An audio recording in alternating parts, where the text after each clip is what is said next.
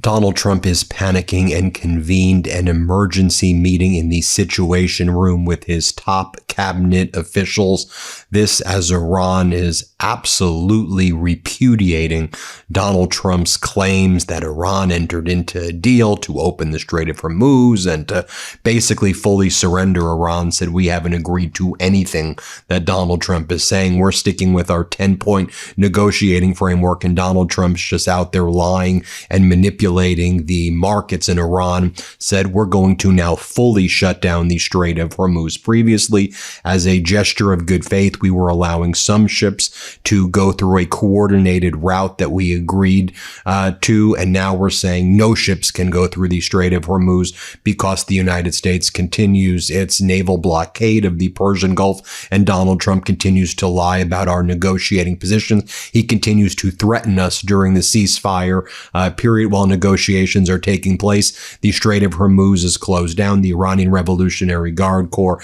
announced to all tankers in the Persian Gulf, if any of you come near the Strait of Hormuz exit, we will shoot at you. In fact, 2 Indian tankers that went close to the Strait of Hormuz, believing that they had permission, were shot at by the Iranian Revolutionary Guard. We have some of the audio of Iranian Revolutionary Guard putting out over their Channel 16 to the other ships saying, if you come close based on Donald Trump's tweets, a stupid person's tweets, you will be shot, you will be killed. Let me just play for you what's being transmitted by Iran to the local tankers so you can just hear it for yourself. And then I'm going to bring you into the Situation Room as Donald Trump is panicking and calling this emergency meeting. Here, play this clip. In Persian Gulf and Oman Sea, this is Iranian Sepa Navy calling you on Channel 16.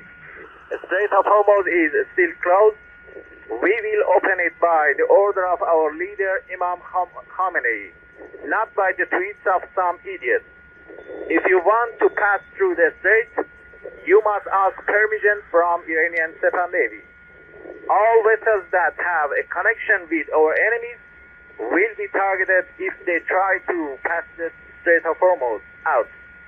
Now, folks, you don't have to just take it from my word that Donald Trump is panicking. The Wall Street Journal just wrote an expose with multiple sources close to Donald Trump talking about how he is panicking about this war and how he tries to project bravado, but that he's like pacing through the White House and does not have any clear plans or intentions at all. And then when he gets nervous, he just wants to talk about his ballroom and building arches. It's really quite pathetic. But Donald Trump made this meeting, the Situation Room meeting with some of his top officials. J.D. Vance was there. Rubio was there. Hegseth was there. Bessent was there. His chief of staff, Susie Wiles, was there. Steve Witkoff. I don't know why this guy keeps coming around and he's the worst. He was there. They're all the worst, frankly. CIA Director John Ratcliffe was there. And the chairman of the Joint Chiefs, Dan Kane, was there as well. And a senior U.S. official said, based on what was transpiring in this emergency Situation Room meeting, that if there's not a breakthrough soon with Iran, the war could resume in the coming days. Lots of people in the Middle East are expecting escalation as well. Shortly after Donald Trump got out of the Situation Room with all of those individuals, he made the following post on social media. Whether people like Israel or not, they have proven to be a great ally of the United States of America. They are courageous, bold, loyal, and smart, unlike others that have shown their true colors in a moment of conflict and stress. Israel fights hard and knows how to win. President DJT. Now, earlier in the day, yesterday morning, Donald Trump held that bizarre press conference in the Oval Office with Joe Rogan to sign some executive order about psychedelics. And obviously, Donald Trump had Joe Rogan in the Oval Office to try to distract from the fact that on Friday, he engaged in one of his most brazen efforts to manipulate the market and succeeded in doing so by making up a completely fake deal with Iran, that Iran didn't agree to any of the things that Donald Trump was spewing to reporters who were basically just publishing it like they were Donald Trump's stenographer. While we at the MeidasTouch network were like, hello, can we look at what's really happening in the Strait of Hormuz? and we look at what's really happening in Iran, Donald Trump's lying about everything. Stop publishing this BS. Let's talk about the reality. Fortunately, the MeidasTouch network right now is the most watched news network out there in the United States and throughout the world. By the way, make sure you're subscribed. Help us get 7 million subscribers. So lots of people were getting the truth, but a lot of lies were being spewed out there. But Donald Trump held that weird press conference in the Oval Office yesterday with Joe Rogan to try to distract from everything. And one of the things that Donald Trump said in the press conference is he goes, yeah, Iran, they want to close up the strait again, you know, as they've been doing for years. They can't blackmail us. They're cute. They're trying to be a little cute with us. We'll have some information by the end of the day. We're talking to them. So yesterday, Donald Trump said we'll have information by the end of the day. By the end of the day, surprise, surprise, Donald Trump did not have information. Why? Because he lies about everything. Just a reminder, you'll see Joe Rogan in the background here. This was the bizarre press conference that Donald Trump held yesterday in the Oval Office. Just I'll play you a short clip right here. Let's play it. And we'll be talking about Iran later. We have very good conversations going on. It's working out very well. They got a little cute, as they have been doing for 47 years. Nobody ever took them on. We took them on. They have no Navy. They have no Air Force. They have no leaders. They have no nothing. Actually, their leaders it is regime change. You call that enforced regime change. But we're talking to them. They wanted to close up the strait again, as they've been doing for years. And they can't blackmail us. In fact, a lot of the ships are coming up to Texas. I don't know if you know, in Louisiana, the ships are coming up. They got used to it. Maybe they'll keep doing it. It's worked out pretty good. But it's going actually along very well. And we'll see. But we'll have some information by the end of the day. And then you have Iran posting on their social media accounts the following about Donald Trump: amateur hour diplomacy. Here's the video they just posted on the Iranian social media accounts. Let's play it.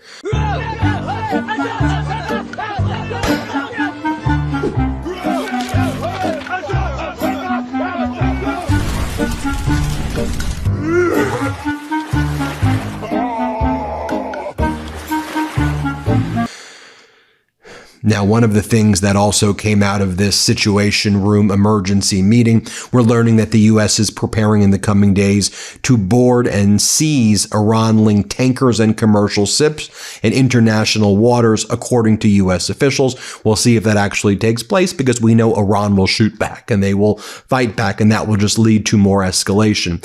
The Islamic Revolutionary Guard Corps Navy put out the following statement: no vessel should move from its anchorage in the Persian Gulf or the Sea of Oman. The strait is closed, following Iran's announcement permitting non-military vessels to pass through the Larak corridor. That's that corridor that goes really close with Iran's coast. And Iran is saying that's the coordinated route that they were going to allow ships that pay a toll to go through. And then Donald Trump's like, the whole strait's open, but we're going to continue the blockade. So Iran was like, okay, we're not even going to allow the Larak corridor to stay open.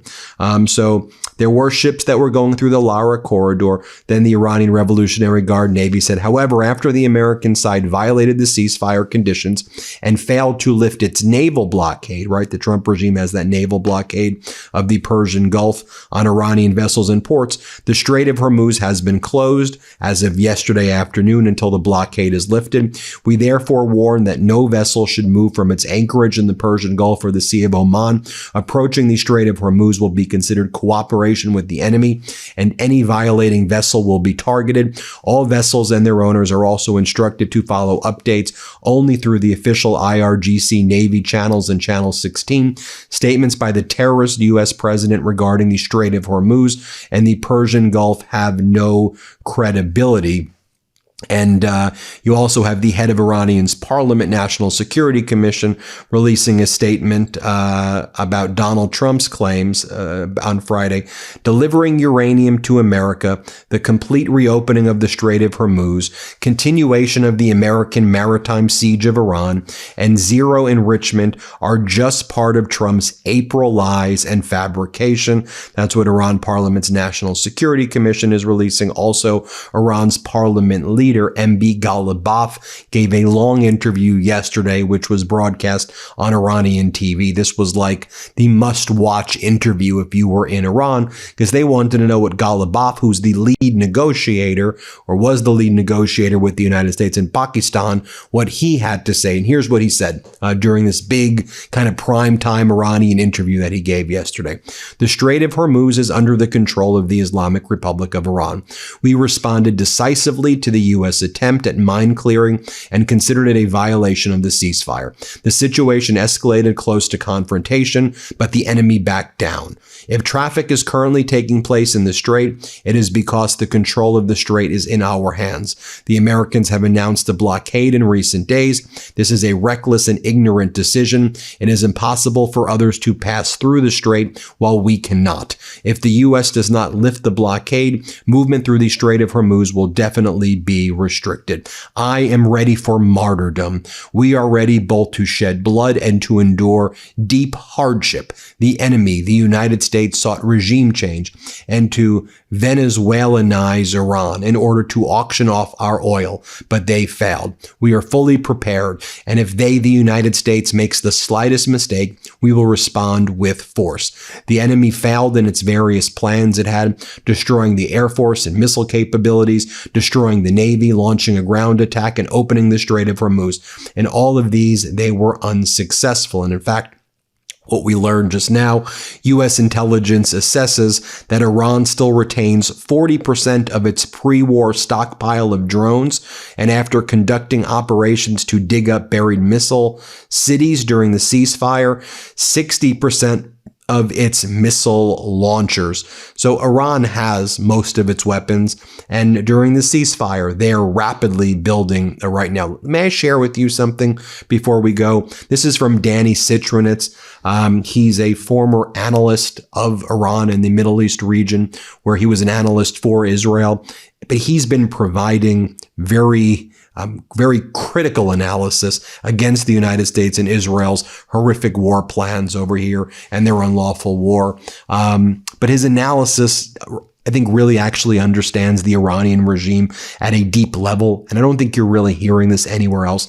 So let me just share with you what he said. He goes, I don't know what has been presented in the White House during this emergency situation room meeting that I've been talking about on this video, but this is the adversary status I would present with one important takeaway. At this stage, the most important requirement for U.S. policy is strategic realism about what the use of force can still achieve against Iran. Iran's leadership is not interested in prolonging the war, but it believes it holds an advantage in a pain tolerance competition vis-a-vis the United States and the international community. Threats of force are unlikely to produce meaningful concessions in negotiations. Iran is expected to hold firmly to the red lines it has maintained from the outset. In other words, that 10-point framework, its non-negotiables. It's not moving away from those. It will keep control of the Strait of Hormuz. It will not give up its ballistic missiles. It wants to enrich uranium. Maybe you can have a time frame of where they will stop enriching uranium, but they're going to say they're going to enrich uranium. They want security guarantees for themselves and for Hezbollah and for their Shiite groups in Iraq and for the Houthis. They're what they call the axis of resistance.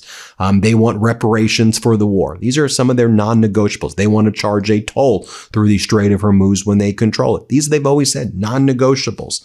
And the threats of force are unlikely to change that. In fact, it'll likely harden that and allow the Islamic Revolutionary Guard Corps contingent that's in power to assert more power over, let's say, more of the kind of civilian negotiators. Maritime pressure by the United States will not compel Iranian capitulation.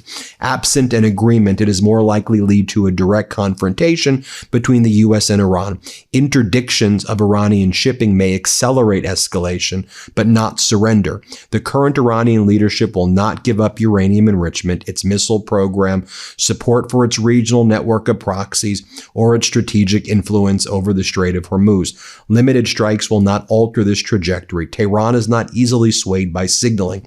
A broader campaign against Iran's civilian infrastructure could severely damage its economy, but would almost certainly trigger wide-scale retaliation, particularly against energy infrastructure across the Gulf. Without regime change, which would require a dramatic U.S. investment in time, resources, and political will, these core dynamics are unlikely to shift. Decision-making in Iran is becoming more fragmented and hardline, increasingly shaped by the Islamic Revolutionary Guard Corps, the military factions.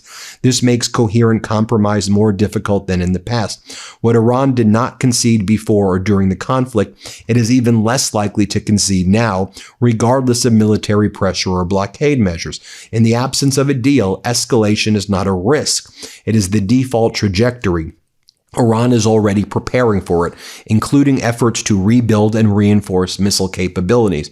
To date, even successful operational achievements have not meaningfully changed Iran's strategic calculus. Paradoxically, the campaign has weakened Iran economically, but strengthened the regime internally, especially among the regime supporters.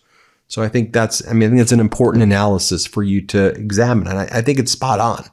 I mean, from all of my studies in the region, I think that's the most accurate assessment that you have. And when Trump threatens and escalates, you're just doing, as part of a negotiation, you're not going to get the outcome of Iran capitulating. You're going to get the opposite outcome. I know it's almost fairly basic to say that, but I think understanding the history there a little bit's helpful. We'll keep you posted every step of the way, as always. Hit subscribe. Help us get to 7 million subscribers. You may think you're subscribed, but you may not actually be subscribed. So double check and help us get to 7 million. Thanks for watching. Want to stay plugged in? Become a subscriber to our Substack at MeidasPlus.com. You'll get daily recaps from Ron Filipkowski, ad-free episodes of our podcast, and more exclusive content only available at MeidasPlus.com.